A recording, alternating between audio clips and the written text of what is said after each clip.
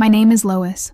I'm 68 years old and have lived alone in Syracuse since my husband Richard passed away. It was 42 years of marriage, and since that last breath of his in the hospital, my world has become quieter and colder. I have 2 sons, Benjamin and Mark, 2 boys that I raised with all the love that a mother can give. Today, they are grown men, with their wives, their children, their lives. They hardly visit me. Sometimes they don't even care. But when they need something, they know where to find me. Tell me, what should a mother feel when she realizes that she is only remembered when it is time to sign the card? Have you ever felt this way? As if your presence is good, but only if it comes with the account number?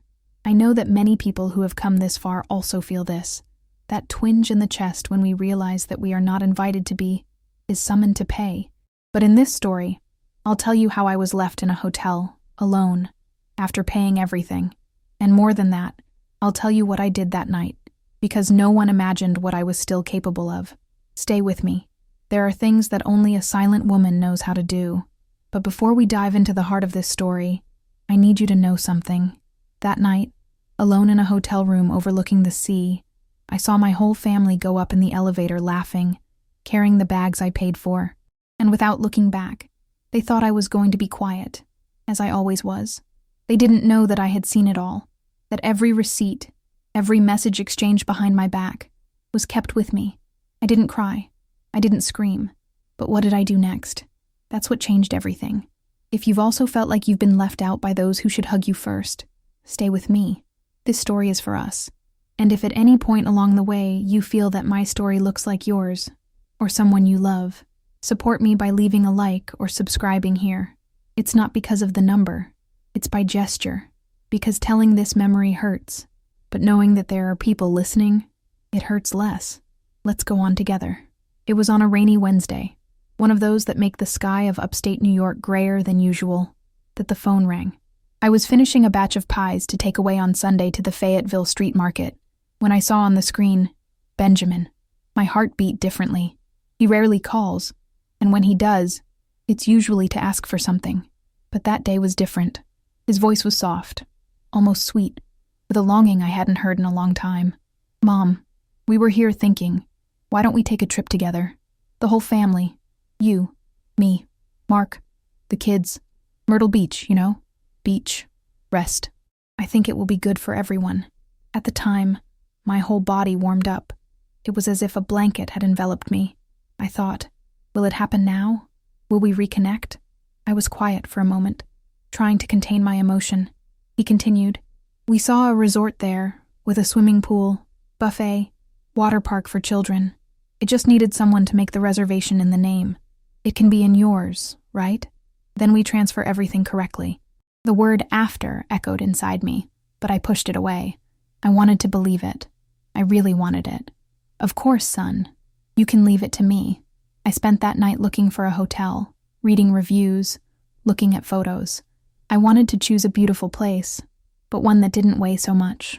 I ended up finding a resort in Myrtle Beach with everything he said. 4 suites with a king bed, one with a view of the sea, which of course I imagined would be theirs, and a simpler one, for me. I did the math in the notebook. It was expensive, very much, but I thought, it's once in a lifetime, and they will reimburse me. I opened my email, filled everything out, put my name, my data, my card. In the end, when I clicked confirm reservation, I trembled. More than $4,000. An amount that I was only able to save because I sold my ring months before, and I kept it very carefully, as if it were the last material memory of my marriage. The next day, I sent a message to Benjamin. Son, reservation made. All right. He visualized, took time, and responded only after hours with a show. Then we'll settle it. After. Always the after. But I was still smiling. I spent the next few days thinking about the trip. I sewed a new bag for myself, fixed the summer dresses, went to the pharmacy to buy sunscreen. I dreamed of the smell of the sea, of my grandchildren laughing, of me sitting on the sand watching it all as if my family was whole again. But then, a strange silence began. I asked Benjamin if he wanted me to send the receipts. He said he didn't need to, that everything was fine. I asked if Mark had already confirmed with his wife. He dodged. Always in a hurry, always busy. It was at this time that doubt began to blow, very slowly, like wind from the corner of the door. But I pushed it away. Again. Let me pause here and ask you something. Have you ever wanted to believe something was true so much that you preferred to pretend you didn't hear the signs? Who didn't see the clues? That he did not feel the contempt hidden between the lines?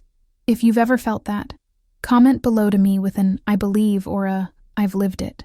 Just so I know, I'm not the only fool who dreamed alone. That week, I received a message from Julie, Benjamin's wife. It was a link with suggestions for tours in Myrtle Beach. In the end, she wrote, "I hope this trip doesn't turn into drama, right?" I thought it was strange. I answered with a heart. I began to notice that no one asked me if I was excited. Nobody talked about the room I was going to stay in, of the activities I wanted to do. Everything revolved around them. And me? I was just the name on the reservation, the card number. But even so, even with all this, I kept dedicating myself. I made cookies to take in the car. I separated old toys that the grandchildren liked. I prepared a folder with all the receipts, reservations, hotel contacts. I did everything myself, because deep down, I still thought it would work. But I didn't know yet that while I dreamed of happy days, they planned something else. And the first sentence I heard as soon as we arrived at the hotel, it still echoes in my memory to this day. Do you want to know what she said? Because that's when everything started to fall apart. After I finalized the reservation, I closed the computer and went to the closet where I keep the memories of the time when the house was full. There, inside a cookbook that only I open, I hid the money I got from the sale of my ring. It was the last amount saved, the result of weeks of selling apple pies with a sore back and tired feet, standing for hours in that icy spot of the fair. The alliance. It was all I had left of Richard. But I said to myself, it's not a loss, Lois. It's an investment in the family. I repeated this phrase so many times that it became a prayer, and even with my stomach upset, I went ahead. The following week, when the deadline for the advance payment of the reservation arrived, I did the math and realized that it was not possible. I called the jewelry store on Main Street, the one where Richard bought gifts hidden from me. I took the ring with trembling hands.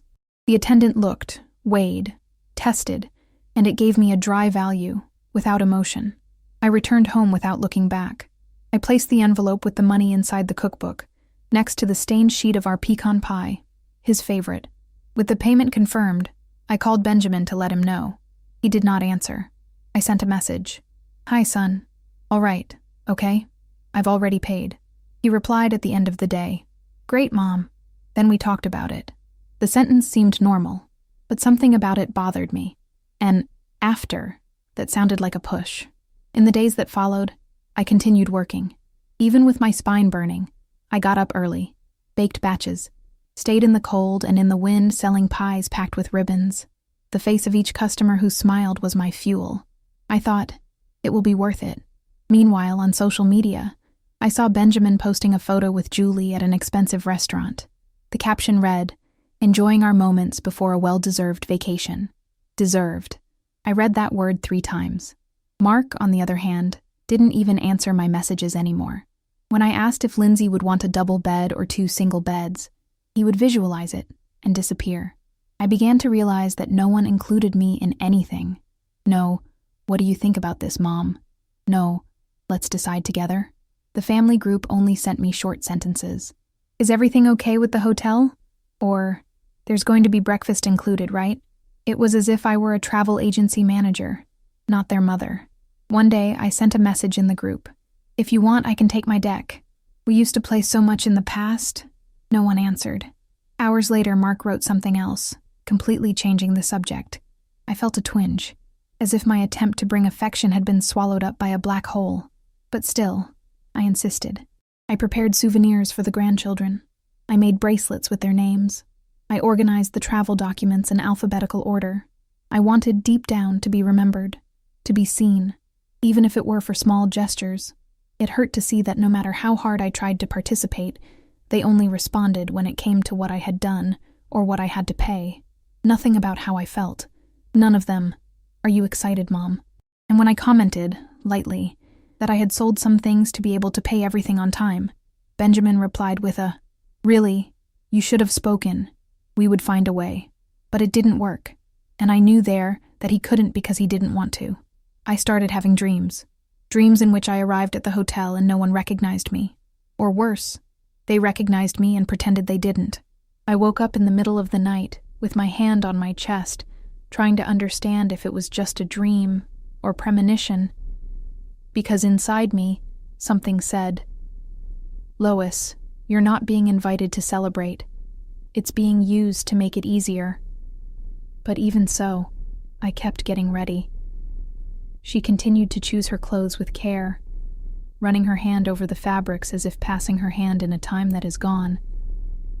Because sometimes, hope is dumb, but that's all we have. And it was like that, with a heart full of love and a tight feeling in the pit of my stomach, that I got in that car to Myrtle Beach. But I swear by everything I've experienced, nothing, absolutely nothing, prepared me for what I heard as soon as I stepped into the hotel lobby. Do you want to know what was the first sentence they said to me? Because there, at that moment, I stopped being a guest, and I began to be a spectator of my own exclusion. I woke up before sunrise, with my heart racing as if I were a girl going on her first trip. I took a slow shower, put on a light perfume that I only wore on special occasions, and put on my blue blouse, the one Richard always said matched my eyes. "You look beautiful in this color, Lois," he repeated every time I wore it. I packed my suitcase with care, folding each piece as if it were fragile, as if each outfit was a note of hope. I put the souvenirs I made for the grandchildren, the old family deck, and a photo of Richard, just for company. Benjamin and Julie arrived 20 minutes late. When I opened the door, he barely looked me in the eye. Julie remained in the front seat, fiddling with her phone. The boys were in the back seats, each with a headset stuck in their ears. "Ready, Mom?" he asked, as if asking if he can leave now. I smiled, trying to keep the mood light, and said yes. But there, still at the door of my house, I felt something strange in my chest. During the trip, I tried to strike up a conversation. I talked about the road, the farms, the time we made a similar trip when they were little. None of them seemed to listen. Benjamin laughed at something on his cell phone. Julie was arguing by text with someone. The boys?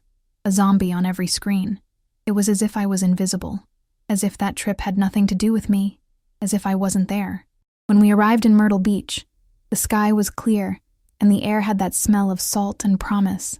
Inside, I still believed that, perhaps, everything would get better from then on, that it was just the fatigue of the road. I went straight to the reception. The attendant, very polite, smiled and said, "Mrs. Lois Williams, we have your reservation here. 5 suites, all confirmed. Payment already processed." I smiled back. My heart was filled. I wanted to share that moment with them, show that it worked, that I succeeded. I turned around with my chest open, ready to see the eyes of my children and grandchildren shining, but they were no longer there. I looked around, confused. It was then that I heard Julie's voice, muffled, coming from the elevator. "Finally, this trip is going to be worth it, without it filling us. Time has stopped." Her words were not shouted. They were played quietly, as if thinking that no one will listen. But I listened, each syllable, as if it had been stuck with a knife in the middle of the chest. I stood there, with the room key in my hand, feeling a bitter taste rising in my throat. The attendant asked if everything was okay. I smiled again, but now it was another kind of smile, one that I didn't know the name of yet, a smile that hid something I wasn't ready to face.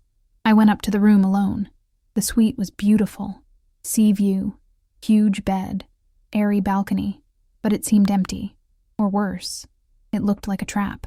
It was there, sitting on the edge of the bed, with the suitcase still closed, that I understood. They didn't take me with them. They only used me to get there, and at that moment, something inside me began to change. Can you imagine what a mother feels when she realizes that she has been invited on a trip, just so as not to ruin the others? Because get ready. What I discovered in the following days, it was even more cruel.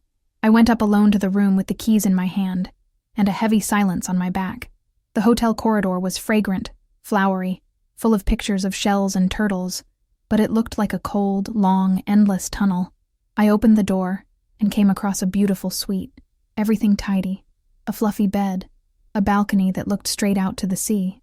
The curtains swayed slowly in the breeze, and the sound of the waves came in softly, like a consolation that did not belong to me. But that view seemed to mock me. Because down there, paradise was happening, and I was just the shadow that paid the entrance. I sat on the edge of the bed and stood there, hugging my bag, trying to understand what I was feeling. It wasn't anger, not yet. It was something deeper, like a knot caught between the throat and the heart. I picked up my cell phone and saw the notification in the family group. Let's have lunch at the pool. Grandma can rest a little. Stopped. I read it again. You can rest a little. I wasn't being called. They were pushing me away. With education, of course. Always with kindness. Like someone who disguises a door being closed with a smile. I stared at the screen for a while, waiting for maybe another message. A come with us. A we'll wait for you downstairs. Nothing came. So I took a deep breath, put down my cell phone, changed slowly, and went to the balcony. The sea there, so big, and I, so small. At night, I went down to the hotel restaurant. I wanted to at least have dinner with my family. I dressed up as if I were going to meet someone important. I wore a necklace I got from Richard on our last anniversary together. I walked into the hall and saw them, all together, laughing, with full plates. I approached slowly. They didn't even see me. No one pulled up a chair. No one said, "Sit here, Mom." Julie looked from the side, smiled shortly, and turned her face. I found a table in the corner, near the wall. I sat down, ordered a simple dish and ate alone, listening to their laughter in the background. In the middle of dinner, the youngest grandson, Henry, came up to me. She gave a quick kiss on the forehead and asked, "Grandma, are you going to stay right here?" I smiled and said yes. He ran back to the tablet as if nothing had happened. Julie commented loudly, as if it were about me, but without looking at me. "Leave her there, guys. She's tired." It was at that moment that I felt it. It was not just a momentary exclusion. It was intentional. They had planned this trip for themselves. I was the access code, the name on the reservation, the wallet that was left standing. I got up, ate only half the plate, went back to the room and sat on the balcony. This time, not to contemplate, but to endure. The sea was dark, and even so, it was more honest than anything I had experienced that day. I stood there for hours, thinking about everything I had already done for those boys, the sleepless nights, the parties I paid for myself, the medicines that I stopped buying to give Christmas presents, the birthdays that no one remembered me. And yet, I was there, giving myself once again. But maybe that was my mistake. To believe that to love was to accept everything. And look, I'm here, opening my heart and sharing these memories that still hurt. If you're out there listening, feeling something with this story, give me a sign. Leave a like on this video, subscribe to the channel. It's not just for me, it's because I still have a lot in store to tell you. And who knows, in the midst of what I lived, you will also find a piece of what you lived. That night, when I closed the porch door and went to bed, I didn't cry, but I didn't sleep either, because something started to change inside me. A force that I had buried a long time ago began to move, and it was the next day, early in the morning, that a young woman with sad eyes called me in the hallway, with his cell phone shaking in his hand. Can you imagine what she showed me? Because what I saw there, it was proof of everything I didn't want to believe. On the second day, I woke up early, not because I wanted to, but because sleep abandoned me. I got up slowly, with that weight on my shoulders that doesn't come from the body, but of the soul. I opened the curtains on the balcony and stared at the sea once again. But that morning, the noise of the waves did not calm me.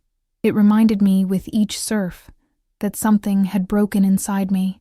I had a weak coffee in the room, sat down for a while to read, and decided to go downstairs to walk in the hallway, just to breathe a little outside that room that was starting to suffocate me.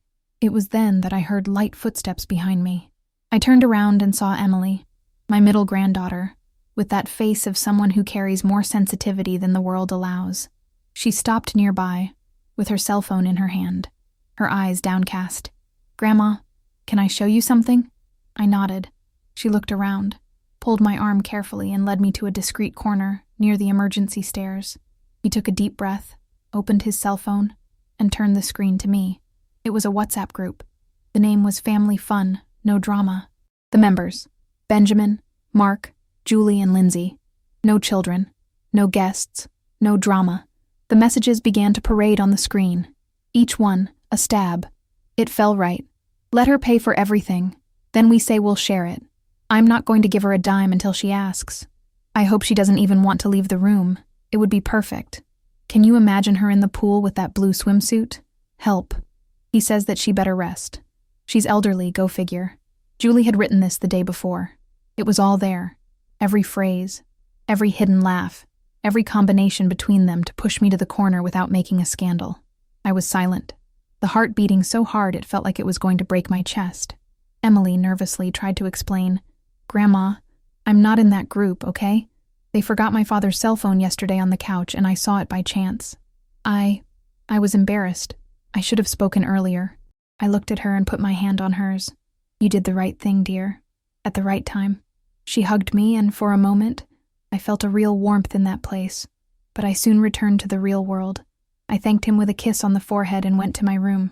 As soon as I entered, I locked the door. The silence enveloped me like a cold blanket. I sat down in the chair near the table and took a deep breath. It took me a few minutes to move.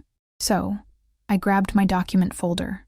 Inside were the reservation receipts, the card receipts, the emails exchanged with the hotel, the prints of the conversations with Benjamin.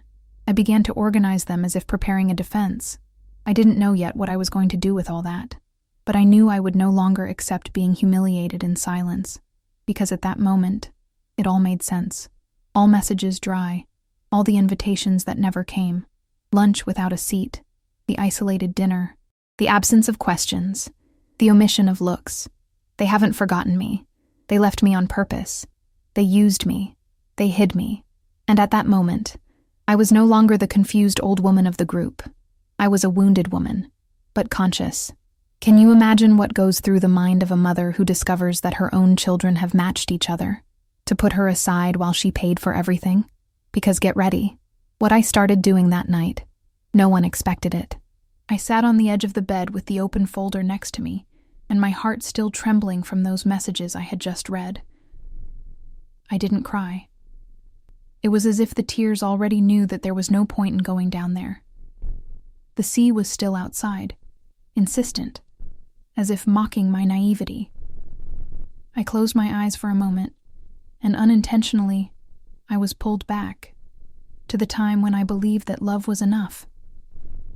I found myself, with my hair tied up in a hurried bun, cooking a Thanksgiving dinner for 12 people by myself, chopping vegetables early in the morning, and only sitting down at the table when everyone else was already on the third course.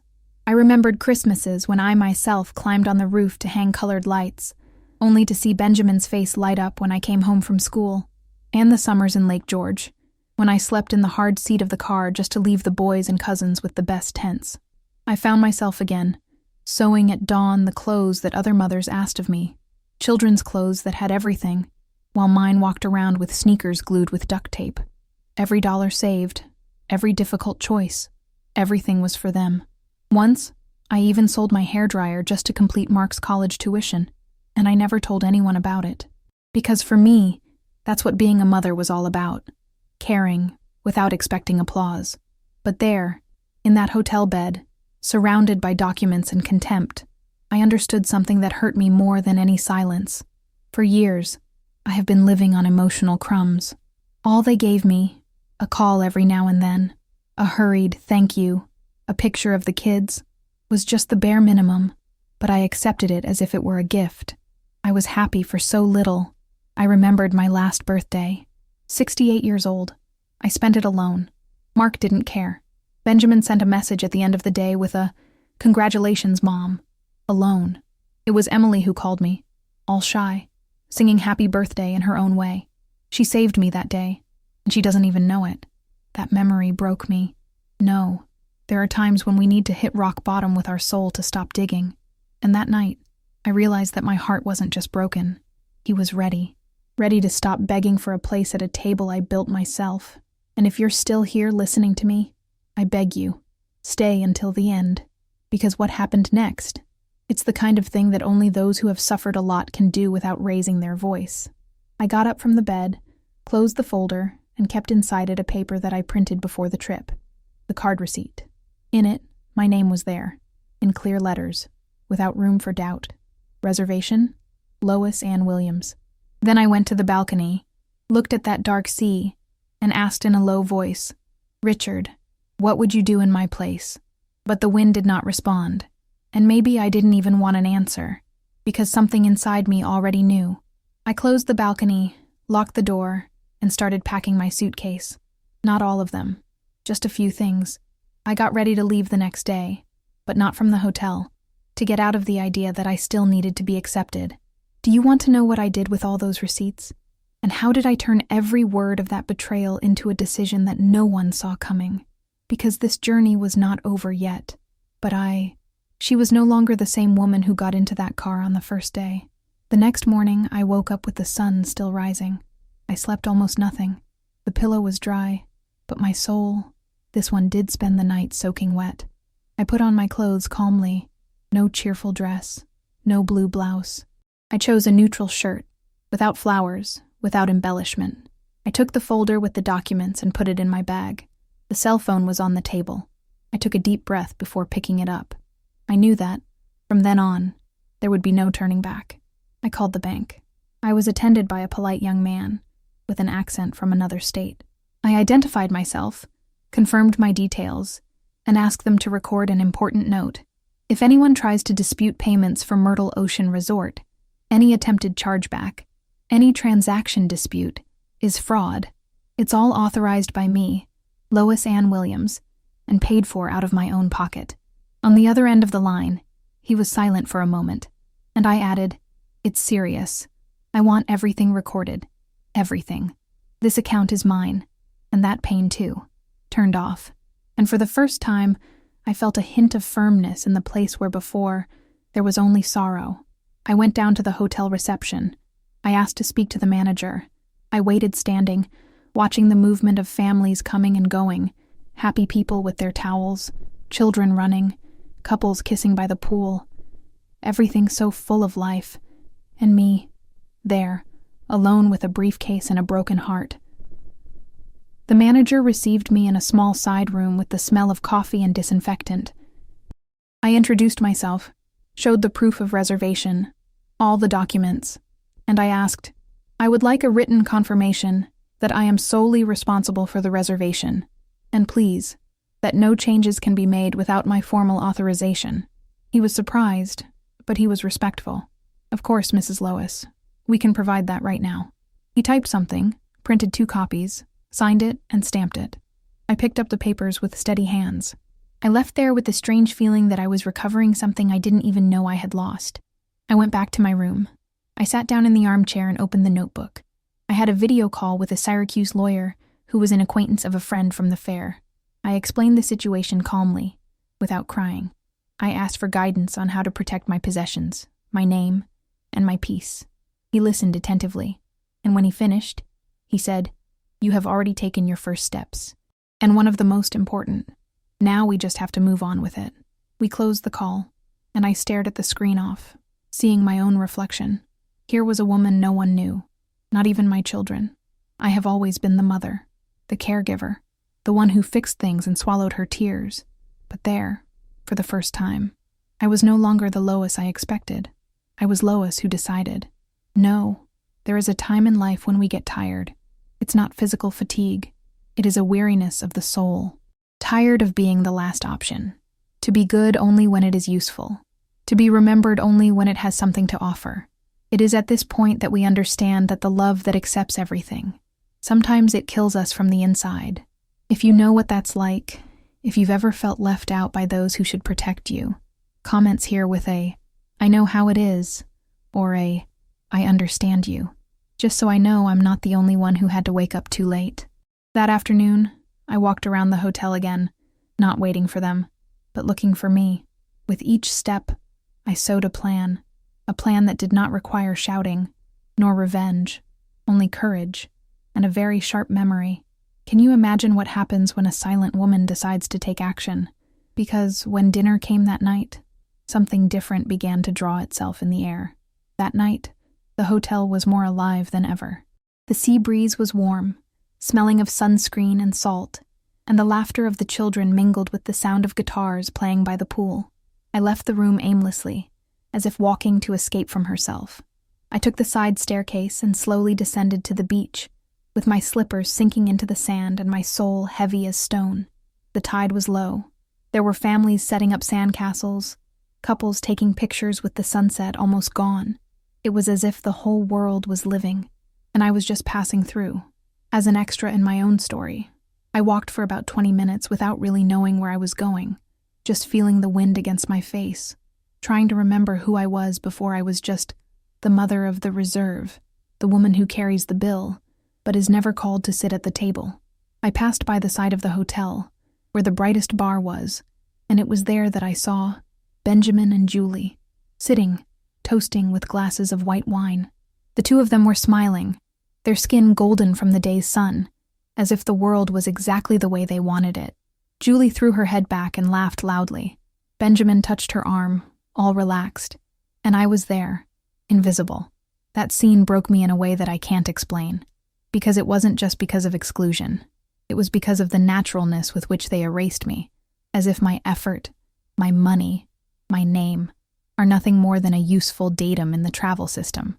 I thought, for a second, about going into the bar, saying everything, showing the prints, throwing the receipts on the table like cards from a final deck.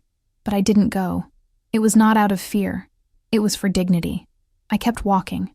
His eyes were already teary, his throat was dry, and for the first time since I arrived, I thought about leaving, catch a bus in the middle of the night, return to Syracuse in silence, disappear from that scenario that was never for me. I returned to the room with my feet dirty with sand and my heart scratched with sadness. I threw myself on the bed, hugged the pillow, and cried as I hadn't cried in a long time.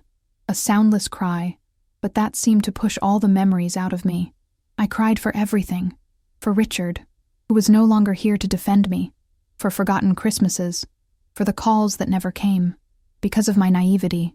For the love I gave and never came back in one piece. When my chest calmed down, I stood up. I went to the bathroom, washed my face, and when I came back, I saw my reflection in the mirror. But it wasn't the same woman who arrived at that resort. It was not the same Lois who listened, was silent, and forgiving. Here was someone who survived, that he loved to the limit, who sewed clothes, sold pie, cleaned scraped knees, faced back pain and fear in the heart. There was a woman who had already been a mother, grandmother, wife, but who now needed to be his own guardian. I stood there looking at myself for long minutes. I didn't cry anymore. I just stared at it, because in that silence, in that exchange of glances between me and the mirror, the plan began to be born. It was not revenge. It wasn't a scream. It was an answer, a lesson, something they would never forget, something that would not come from my mouth, but from my actions. Have you ever had that moment, to look at yourself and recognize a force that you didn't even know still existed? Because there, alone, tired, and for the first time without trying to please anyone, I saw exactly who I was, and that's where the story starts to turn. Because for breakfast the next day, I sat at their table, and no one, absolutely no one was prepared for what I said. I woke up even before the alarm clock. The sky was still dark, and only a faint line of light was beginning to cut the horizon. It was 5 a.m, but for the first time in many days, my mind was silent. Not because there was no more pain, but because, at last, there was clarity. I went to the balcony of the room. The sea was still there, infinite, like an old acquaintance who listens without judging. I stood there for a few minutes, barefoot, feeling the light wind hit my face, and I knew. I knew with a certainty that it didn't come from anger, nor from sorrow. It came from something older, the instinct of a woman who spent her life being everything to others, and now chose to be something for herself. I wasn't leaving. She wasn't going to disappear in the middle of the night like a coward. It wouldn't give them the taste of thinking they had won. I was going to stay, but not like before. I closed the porch, sat down at the desk in my room, and opened my old notebook. It had a flowery fabric cover, already half faded, and sheets full of round calligraphy, from my recipes, grocery lists, old budgets, but now it was going to have another use. I started by writing the names: Benjamin, Mark, Julie, Lindsay, 1 per page. Then I wrote down the days, the times, the lines I heard, the screenshots of the secret group that Emily showed me. Item by item, I wrote down the values of the reservations, the suites, the buffet, the tours included, the parking, the value of the card. He had every receipt saved, every detail. I asked Emily later to help me with the cell phone prints. She hesitated, but delivered. He gave me what I needed, the conversations, the jokes, the combinations. I copied everything. I backed it up. I went down to the reception. I asked to print the documents. The boy at the counter looked in surprise, but didn't ask anything. He handed over the sheets, stapled and organized. I thanked him with a smile that he didn't understand, but respected. I went back to the room with the paperwork under my arm. I sat down again. The sun was already illuminating the floor of the room, drawing shapes on the light wood, and I was there, alone, with my armor of papers and memories. The woman who always solved everything for everyone, who was always sought only when there was a problem. Now he organized his own defense, because it wasn't revenge. It never was. It was justice, and it would be served with silence, elegance, and precision. No, if this piece of my life can become a mirror or a hug for someone, help me carry it forward. Like and subscribe here to the channel. This makes more difference than you think. I'm not telling this to feed anger. I'm telling you to those who, like me, are tired of accepting crumbs thinking it was a feast. That morning was the turning point. I didn't go to the pool. I didn't go to the cafe. I spent the day in my room, finishing my files, reviewing each line, as if preparing a testimony, not against them, but in favor of me. And when night fell, and the laughter echoed down there, I already knew. Tomorrow, the tables would turn, because everything they ignored, despised, forgot, I was going to come back, and every word they said without knowing that I heard would be remembered, in front of everyone, and you. Can you imagine what happens when a silent grandmother interrupts the whole family's breakfast with a briefcase in her hand? Because what I revealed in that hall, no one could forget it. Never again. The next morning, after reviewing all my papers once again, I took a deep breath and opened my laptop. I typed in the number of a person I hadn't seen in years, but whom, even so, I always kept in my heart. Karen.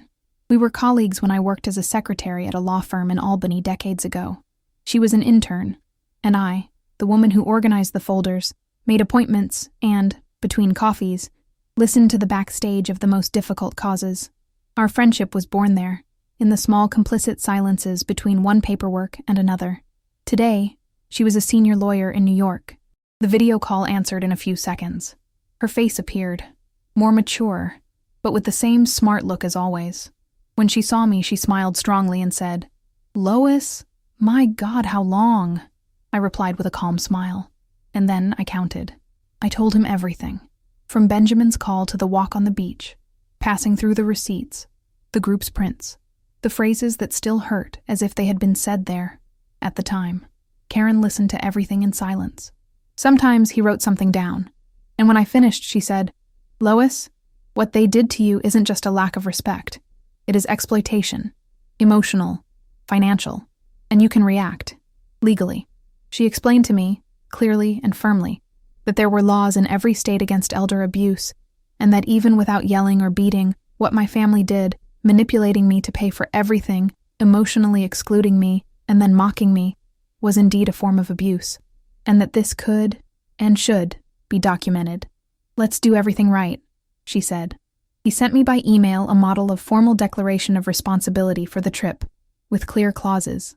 The document said that all payments, lodging, and reservations were in my custody, made with my money, and that I was the sole holder of those expenses.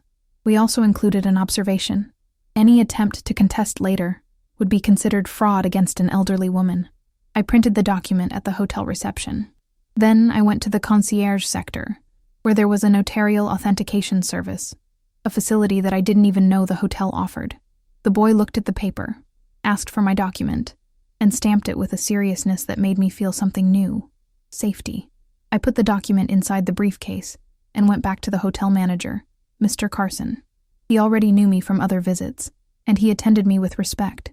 I showed the paperwork, asked for an official note to be registered in the lodging system. No reservation change, suite change, cancellation or new charge could be made without my written authorization. And more, if there was any riot, offense, or attempted abuse, he had my formal permission to request the departure of the responsible guest. Carson looked at me with those gray eyes and said, "Understood, Mrs. Lois. It will be done." I left there with lighter shoulders. It was the first time in a long time that I felt like I had control of my own story. I was no longer just the silent lady in the blue blouse. I was the woman who was now writing the last page. And you know, sometimes it's only when we take the reins firmly that the world begins to change around us. Because everything that comes after that, and there is something strong coming, was born from this decision here. It's as if every piece of pain has turned into a chess piece. And now, with everything in place, the game really began. Do you want to know what happened when I sat with them at breakfast, with this briefcase in my hand? Because it was in that illuminated hall that I gave the first check, and the silence, it was deafening. At the end of the afternoon, when the heat began to let up, and the noise of the children in the pool sounded more distant, I sat down again in the armchair, in the room with the briefcase on my lap. I opened it slowly, as if I knew that inside there are more than papers. There are wounds. I took out my phone and started reviewing everything Emily had sent me. Images, excerpts of conversations, prints organized by date. I thought I had seen the worst, but no, the worst was yet to come. There it was, a message from Julie. Clear, direct, cold as ice. We could ask for a discount at the end of the trip. Say that the old woman caused emotional stress. The hotel will slaughter something, right? Stopped. I took a deep breath. The word old hit like a slap. But it was not only that. It was the caused stress. As if my mere presence, the fact of existing, of being there with them, silent, excluded, was an inconvenience. As if I, who paid for everything, should still apologize for breathing in the same space. And there was more. I scrolled the screen and read another excerpt, this time from Benjamin. If she goes back with the reservation, we use her own card. Then he disputes with the bank. It will work out. She won't even know. Emily, embarrassed, sent me a separate message. Grandma, they talked about it even before the trip. I only found out now, but it seems that they had been arranging everything for weeks. I'm sorry I didn't talk earlier. I kept looking at those words as if looking at an open wound. What hurt there was not only the betrayal, it was planning, the coldness, the calculation. They didn't take advantage of my carelessness. They created the situation. They created the trap. I got up, walked to the balcony, opened the door and stood there with the sea in front of me, trying to find air. The wind hit his face, as if it wanted to dry tears that did not fall. And I could only think, how do you get to that point? How do you raise a child, give everything you have, cheer for him even on the days he forgets you? And in the end, he gets together with his wife to pass you on, with a receipt, WhatsApp group, and Plan B at the bank. It's curious how some memories mark us forever. Sometimes, it is not the time for a wedding, for birth, or a special party. Sometimes, it's a cell phone print, a cruel phrase, a plan discovered. These are the things that stick to us like an old sticker, which doesn't come off anymore.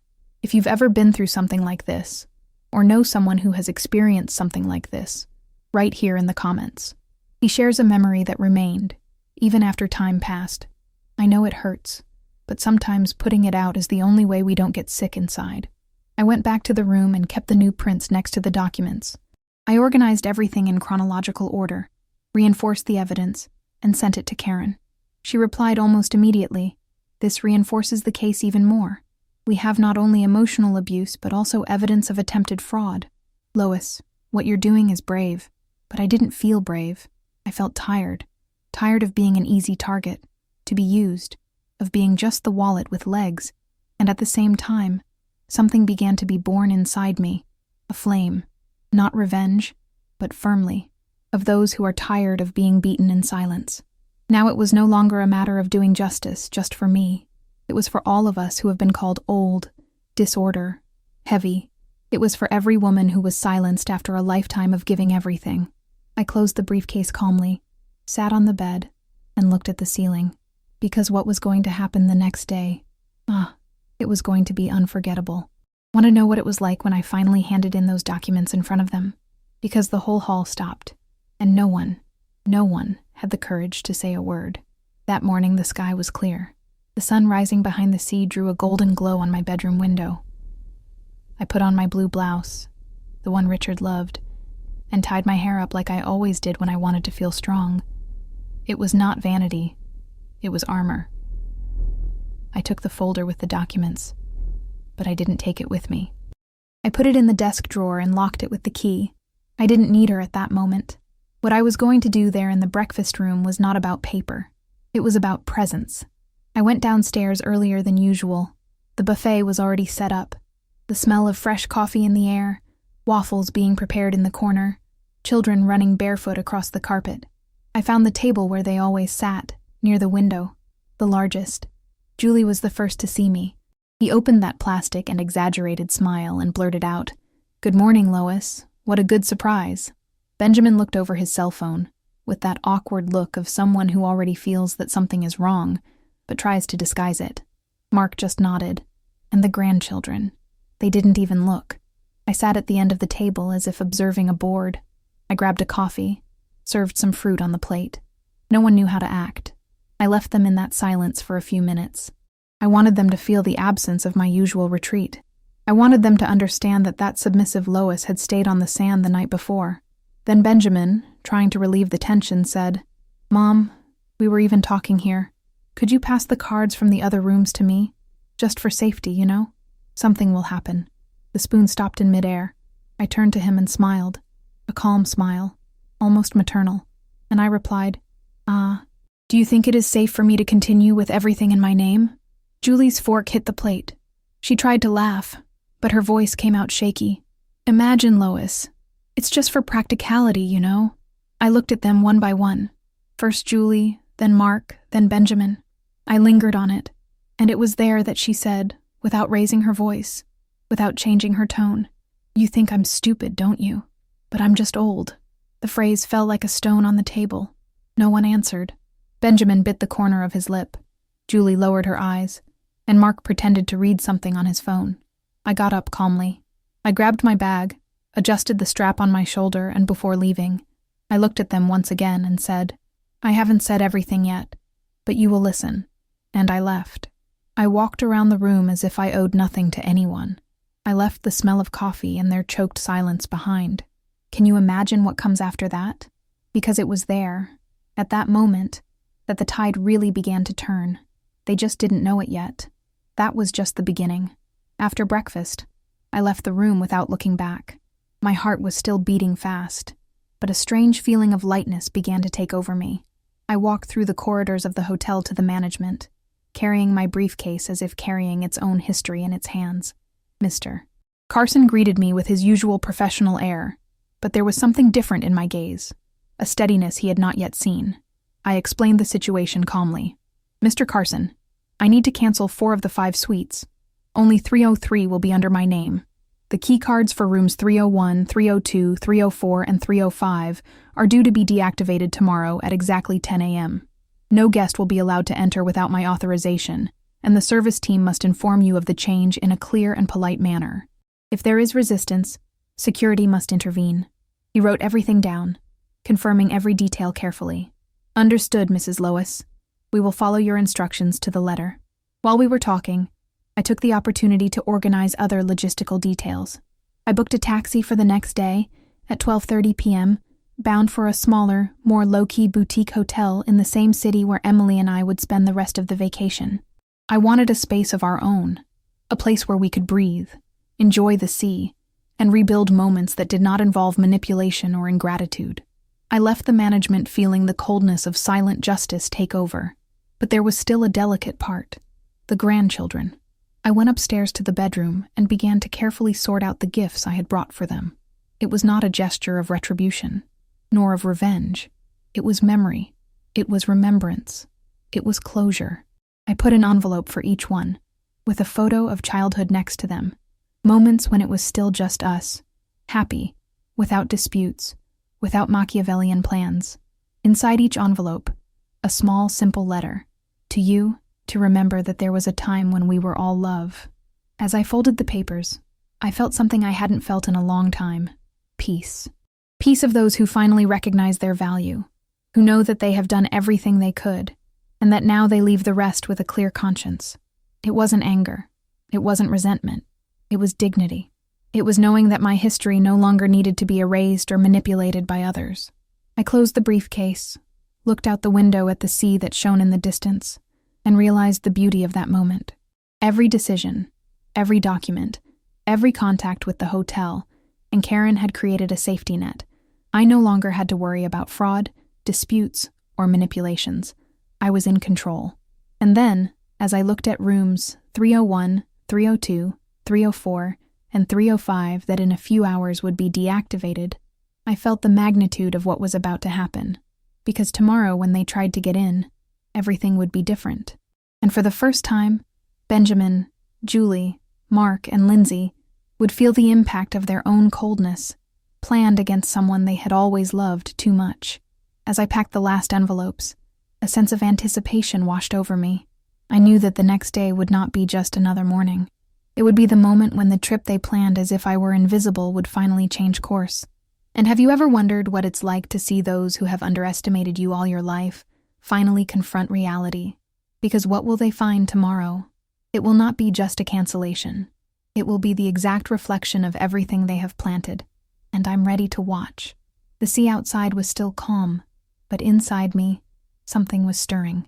A tense silence, full of promise. Tomorrow would come, and with it, the first shock, the kind of shock that you don't forget. At 10 a.m. Sharp, I heard the first warning on my cell phone. It was Emily, with the trembling voice of someone who already foresaw chaos.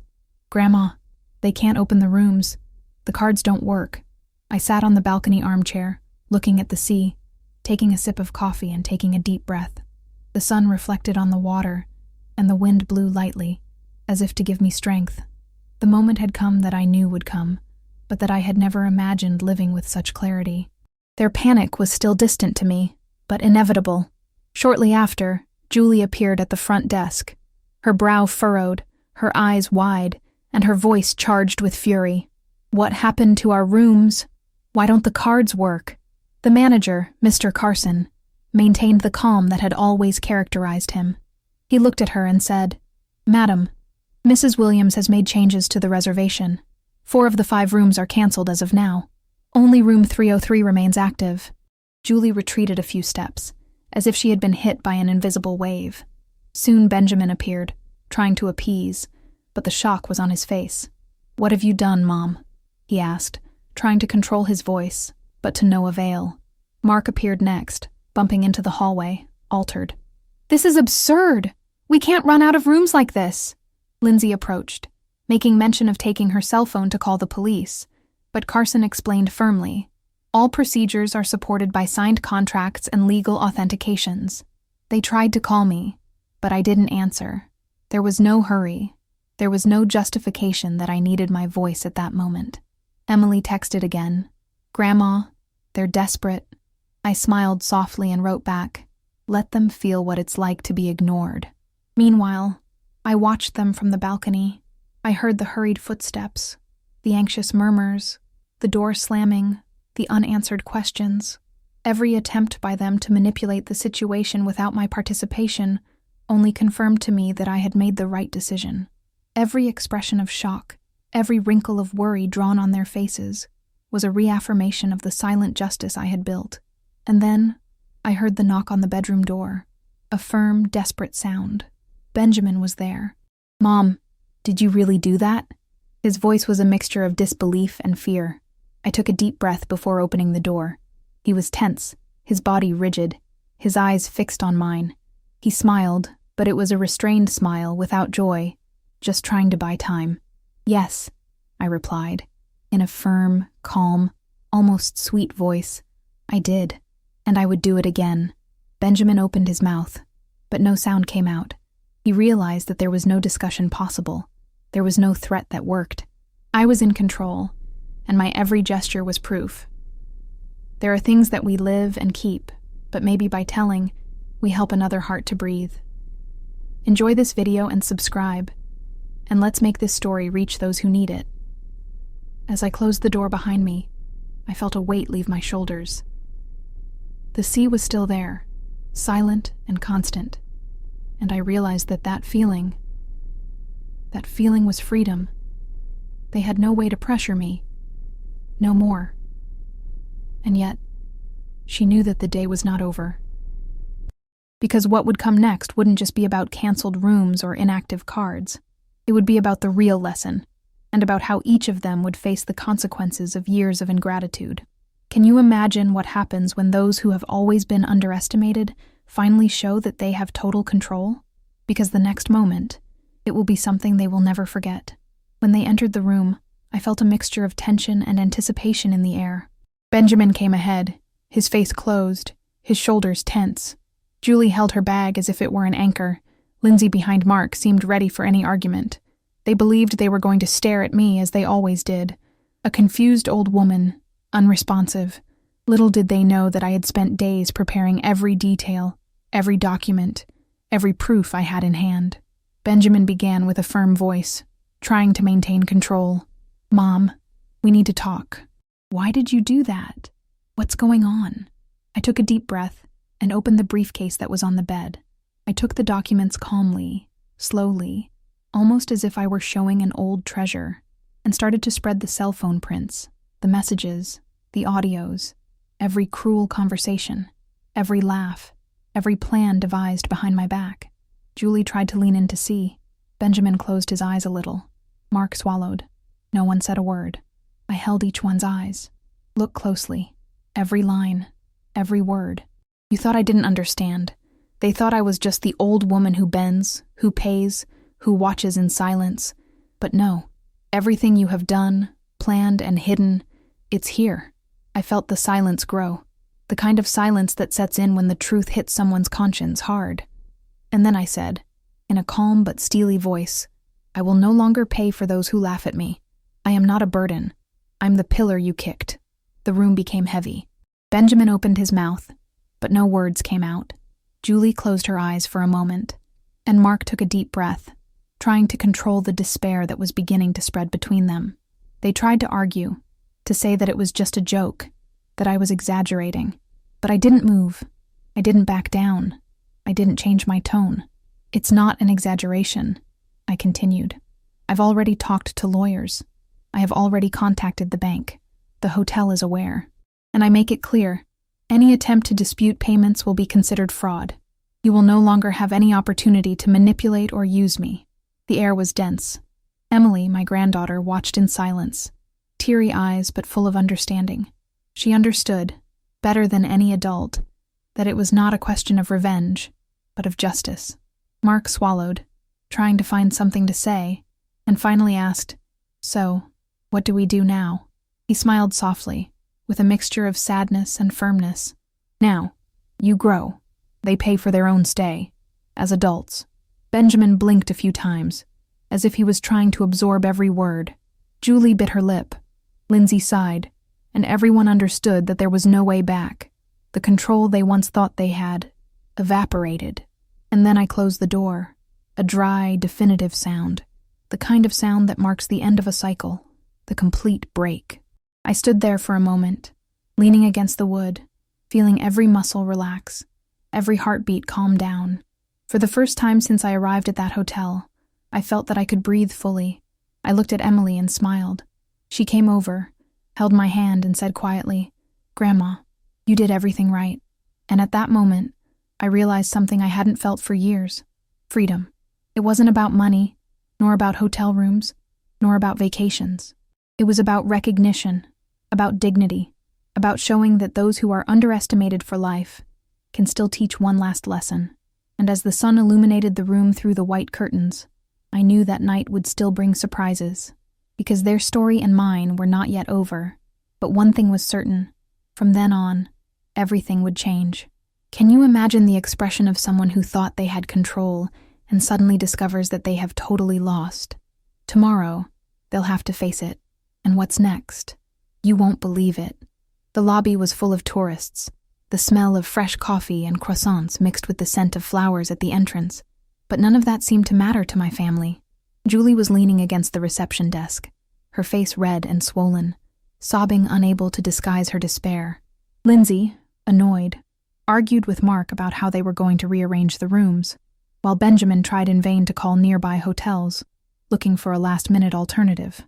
Each failed attempt only increased the tension in the air, and I, sitting in my bedroom armchair with Emily by my side, felt a mixture of sadness and serenity. They had put themselves in this situation, and now every mistake, every tear, every impatient gesture was the consequence of what they had planned for me. The sun outside shone brightly, reflecting off the windows of the lobby, but inside that space, the light didn't seem to penetrate. Each of them was trapped in a cloud of guilt and frustration, unable to understand how a simple decision of mine could crumble all the carefully crafted plans. The little grandchildren looked on confused, approaching me, shyly asking why Grandma was upset. I smiled tenderly, holding his hands, patiently explaining that sometimes, even on vacation, adults need to learn important lessons. They nodded, not fully understanding, but trusting my voice. Benjamin, Julie, Mark, and Lindsay went to the front desk, and the manager, Mr. Carson, kept the calm he always had. He helped them find another hotel, more distant but available. As they carried their bags in silence, I could feel the weight of shame hanging over each of them. There was no more laughter. There were no more secret plans. There were no more WhatsApp groups conspiring behind my back. There was only the stark reality. The matriarch they considered disposable had stood up and shown the truth, becoming the mirror of her own moral misery. Every step they took through the lobby was a lesson not asked for, but necessary. Every glance they cast around carried the awareness that they had been discovered, that manipulation, ingratitude, and contempt had a price, and that this price was being paid now, in silence and solitude. Emily, next to me, held my hand, understanding that this was more than a simple reprimand. It was the demonstration that those who love, respect, and protect can also impose limits when necessary. And as they disappeared out the door, carrying their bags and leaving behind the ostentation they planned at my expense, I realized that there was no more room for false regrets or rehearsed excuses. Their moral downfall was complete. That day, that hotel, that silent confrontation had transformed everything. The lesson they so badly needed had finally arrived. The air in the room was fresh, full of sea and freedom. Emily looked at me with awe and relief, and I felt, for the first time in years, that I could breathe deeply without fear of being diminished or underestimated. Every tear Julie shed, every unspoken word from Benjamin, every forceless argument from Mark and Lindsay was now part of a learning experience that only time, patience, and experience can teach. But as I closed the window and looked at the blue horizon of the ocean, I felt that there was still one last part of this story to be written, because what they had missed was not just a night or a hotel. They lost control, and now they would need to reflect on what it means to treat someone with disrespect for a lifetime. And the question that came to me, clear and silent, as the wind hit my face was, what will it be like when they realize that the real strength is not in planning coups, but in respecting those who have been by their side for decades? Because the next step, that's when the freedom we've earned turns into something even more unexpected for them. When we arrived at the boutique hotel, I immediately felt the difference. No ostentation, no crowded corridors, no hurried voices discussing reservations. The place was small, simple, but carried a welcoming energy that enveloped me as soon as we walked through the door. Emily held my hand tightly, as if she was noticing every detail along with me. The manager greeted us with a genuine smile and led us to our room, which overlooked the beach and large windows that let in the golden sun. It was the perfect refuge after the chaos we had left behind. We unloaded our bags and sat on the balcony, watching the sea. The wind hit his face softly, bringing with it the smell of salt and freedom. It was not only the end of a tense morning, but the beginning of something I hadn't felt in years: peace. We ate cold pizza I'd bought on the way, laughing at the order's little imperfections and talking about simple things, about Emily's school, about the birds we've seen on the beach, about the foam in the waves. Every word, every gesture was a reconnection with the life I thought I had lost. Emily lay down next to me in the porch chair, resting her head on my shoulder, and said quietly, "Grandma, you've taught me more in 2 days than anyone else has in years." Her words touched me deeply. I looked at her and smiled, feeling a mixture of pride and tenderness. I thought back to the nights when I was up alone, swallowing silences and pains, baking pies and saving every penny so they would have what they wanted, while no one seemed to notice my effort. But now, there, in that little seaside retreat, I felt that it had all been worth it. There were no regrets. There was no need for forced reconciliation. What I wanted now was respect. The respect I had finally earned with patience, strategy, and dignity. I looked at the horizon and watched the sun begin to dip into the sea, painting the sky orange, pink, and gold. The simple beauty of the moment enveloped me, and I realized that true victory wasn't material. It wasn't about hotel rooms or key cards, but about having my worth recognized, if only by those who really mattered. I held Emily's hand, looking into her eyes that shone with wonder and understanding. "You know, honey," I began, my voice low and calm, "sometimes we spend our whole lives trying to please, trying to be useful, trying to be seen, and we don't realize that those who really matter have always been by our side, looking at us differently." She nodded, understanding better than any adult ever could. I kept thinking about how so often we allow others to decide our worth. We silence ourselves. We diminish ourselves. We believe that the approval of others is what makes us complete.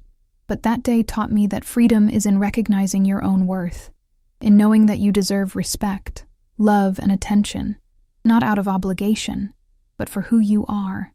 Emily looked at me with an expression of pure confidence, and at that moment, I realized that true belonging doesn't come from everyone. It comes from those who choose to see us and value us. As night fell, the waves crashing gently on the sand, I felt a sensation I hadn't felt in a long time: lightness. The thoughts about Benjamin, Mark, Julie, and Lindsay still flashed through my mind, but without weight. They had faced the consequences of their choices, and now I could allow myself to simply live. I looked at the balcony, at the sea illuminated by the crescent moon, and I felt that this peace was mine. The past, with all its disappointments and betrayals, had shaped me, but it no longer held me back.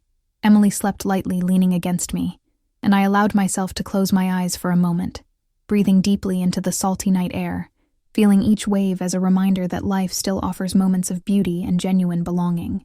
And there, in that simple hotel by the sea, I realized something I had been looking for years. It's not about having everyone around. It's about being with those who really matter, with those who see their value without having to prove anything. And with each step I took in that silent space, I felt that life finally allowed me to be myself, free from unfair expectations, ingratitude, disrespect. But as the sun set and night came, a silent thought crossed me. The next few days would bring moments of reflection for them as well. Because when you learn to truly value someone, every choice you make afterwards carries the weight of that lesson. And I knew that the story wasn't completely over yet. Not for them, not for me. What would they do now, alone in a distant hotel, carrying the consequences of their own actions? And what would it be like to watch, from afar, the transformation of a matriarch who finally put her own worth first? Tomorrow will bring answers, and I know that the freedom we have conquered will be felt in every gesture, every look, every decision. But for now, in this simple and cozy refuge, Emily and I just breathe, watch the sea, and feel what it really means to belong to someone who really sees you. As the sun set over Myrtle Beach, I sat on the balcony of the boutique hotel with a pen in hand and an open notebook in front of me. I would write a letter, but not to Benjamin, Mark, or anyone else who had underestimated me. It was a letter to myself, a silent and liberating confession. I relived every memory. The day Benjamin came into the world, small and tearful, and Mark fell off his bike with tears in his eyes and scraped knees. The family laughter at Christmas dinners, my husband holding my hand with that quiet smile. But I also remembered the absences, the omissions, the words that diminished me over the years, the times I felt invisible. Every memory, good or bad, was written down carefully, until my tired hand landed on the last line. I was a mother, I was a floor, I was a home. Now I'm on the road. And in that instant, I felt that a huge load I had been carrying for decades had finally been lightened.